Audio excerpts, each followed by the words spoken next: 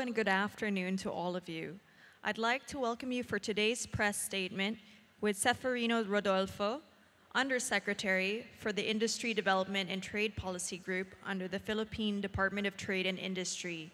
He is also the lead of the Philippine ASEAN Economic Ministers meetings. Undersecretary Rodolfo will give a statement today on the priority economic deliverables under the Philippines ASEAN chairmanship. As former Assistant Secretary for Industry Development and Trade Policy Group for the Philippine Department of Trade and Industry, Undersecretary Rodolfo has provided key support in authoring the country's international trade strategy and in coming up with the Philippine trade negotiation agenda. His work also included the country's substantive participation in various international fora, such as the Asia-Pacific Economic Cooperation, APEC, and the World Trade Organization, and heightened awareness of key DTI programs and initiatives geared towards strengthening the competitiveness of local industries, particularly micro, small, and medium enterprises. Undersecretary Rodolfo holds a doctoral degree in public administration from the National College of Public Administration and Governance of University of the Philippines. With that, please allow me to welcome Department of Trade and Industry Undersecretary Ceferino Rodolfo.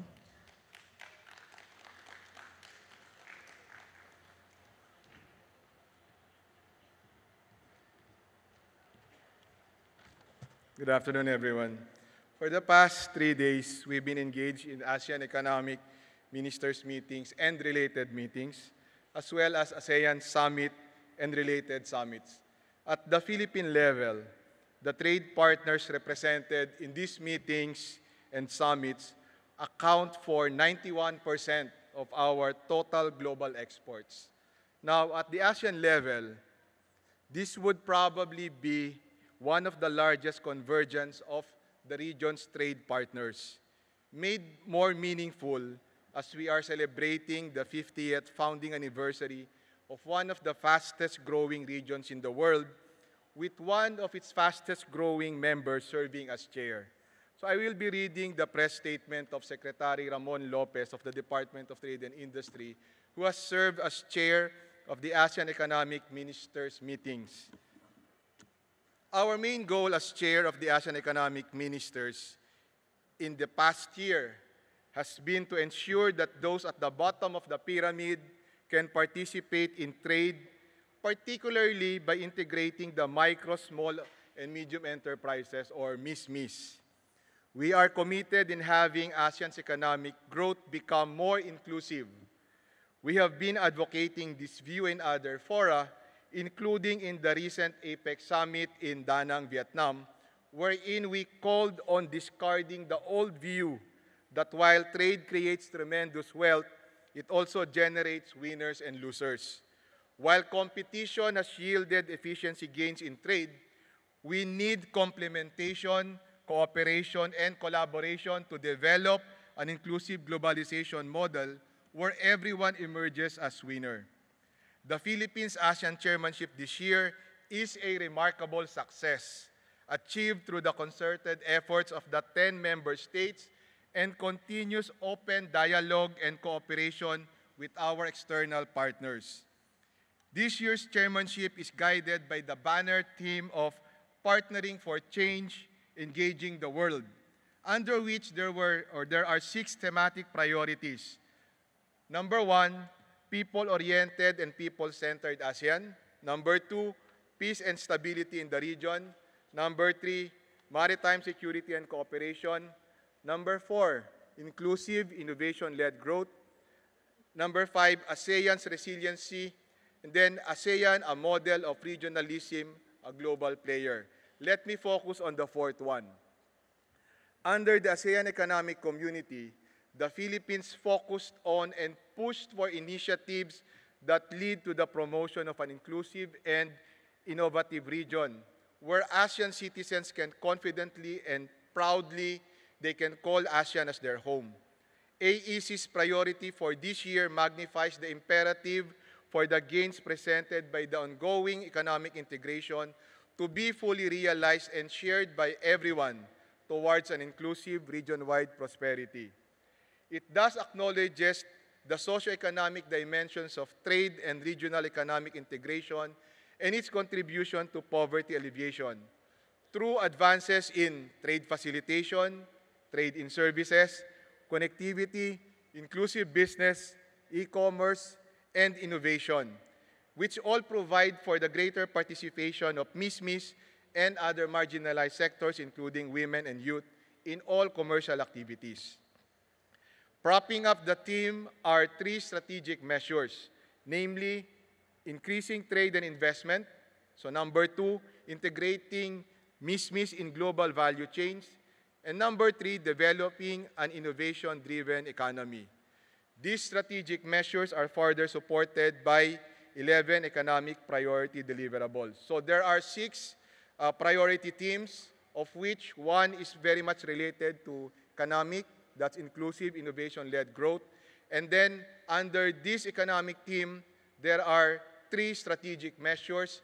And under these strategic measures, these 3 strategic measures, there are 11 priority deliverables.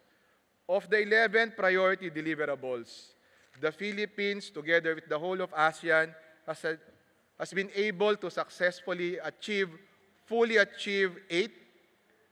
2 were technically achieved, and 1 is a work in progress.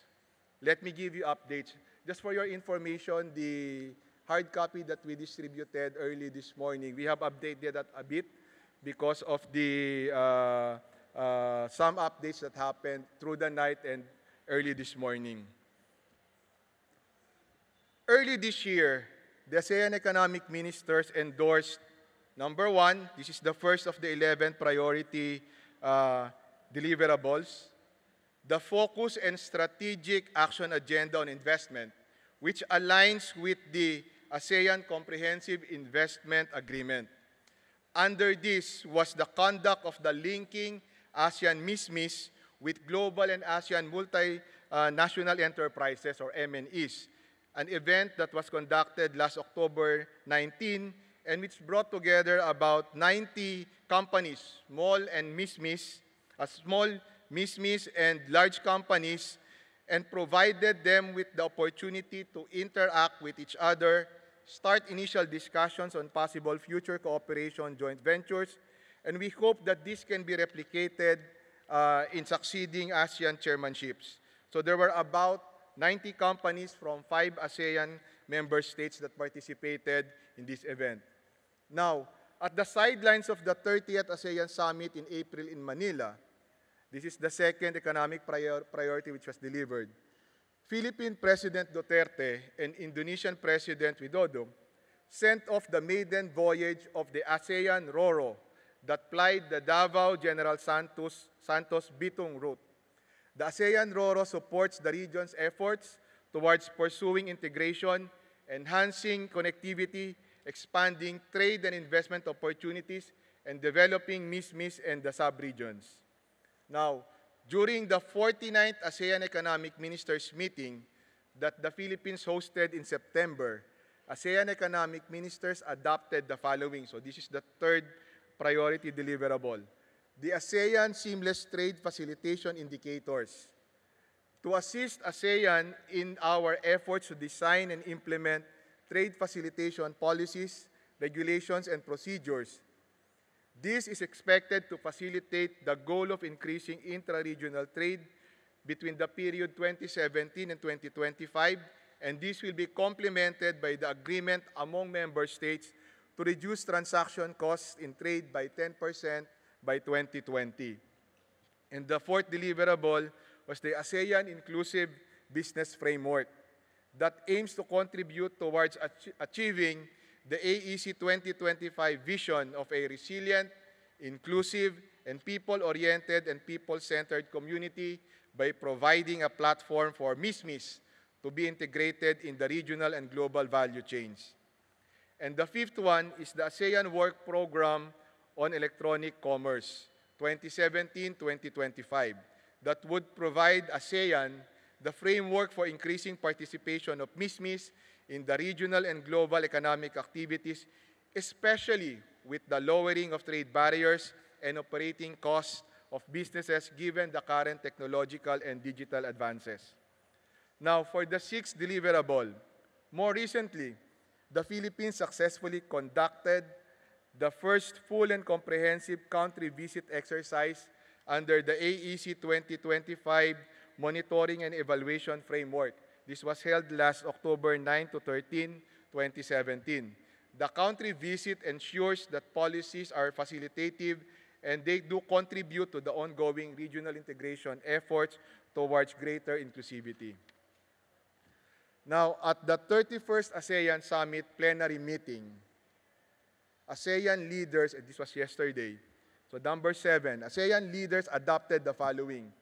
The action agenda on mainstreaming women's economic empowerment in ASEAN to provide various opportunities for women as it encourages all ASEAN countries to work together by investing in programs that provide an enabling environment where Miss can thrive and prosper. And 8, the ASEAN Declaration on Innovation. This will build an ecosystem of technology and innovation-based entrepreneurship and establish stronger cooperation among member states to enhance our regional competitiveness in innovation through closer collaboration in science, technology, and innovation, and research and development. So those are the 8 priority deliverables which have been fully delivered.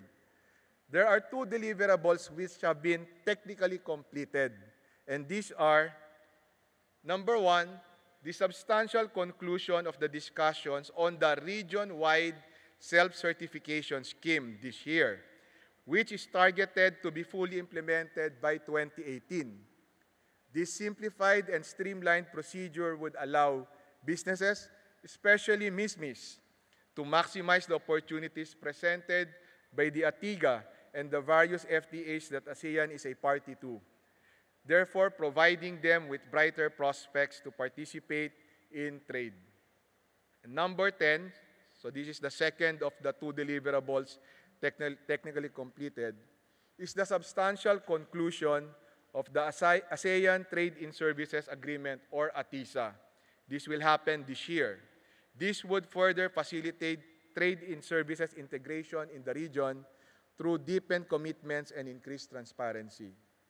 Now, the 11th priority deliverable is the substantial conclusion of the Regional Comprehensive Economic Partnership Agreement.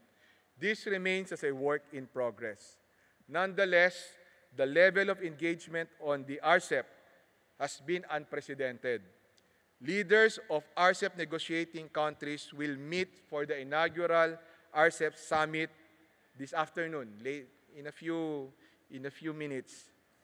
The leaders' meeting follows 3 ministerial-level meetings that happened this year and 6 senior official-level meetings and trade negotiating committee meetings. This is indicative of the importance that all parties are giving to the RCEP. Now, on top of all of these 11 priority deliverables, the Philippines was also able to shepherd the resolution of long-standing issues through its chairmanship of high-level economic meetings, such as the Senior Economic Officials Meeting and the ASEAN Economic Ministers Meeting, and the conclusion of key negotiations, as well as we have commenced discussions with external partners that all of these really aim to further strengthen and deepen trade and economic relations. On the long-standing issues which we were able to resolve this year, number 1 is the ASEAN-Hong Kong-China Free Trade Agreement and the ASEAN-Hong Kong Investment Agreement. These were signed by the trade ministers of ASEAN and Hong Kong last November 12. This year also further intensified the resolve between ASEAN and our dialogue partners to deepen engagements through the enhancement of existing free trade agreements, such as the ASEAN-China FTA, ASEAN-Japan Comprehensive Economic Partnership, ASEAN-Korea FTA, ASEAN-Australia-New Zealand FTA, and the ASEAN-India FTA. Notable developments on all of these ASEAN FTAs include the following. Number 1, the completion of stage 1 of the ANSFATA, that's the ASEAN, Australia, New Zealand FTA general review that seeks to enhance ASEAN's FTA with the said countries. Number 2, improving negotiations for market access under the ASEAN-Korea FTA. This will provide lower tariffs, particularly in the case of the Philippines. Our interests are the exports of tropical fruits and agricultural goods to Korea.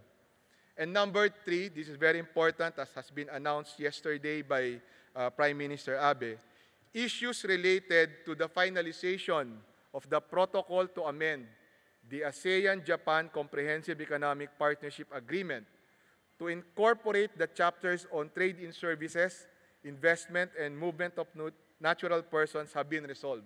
So this means that this agreement is now ready for legal scrubbing by next year.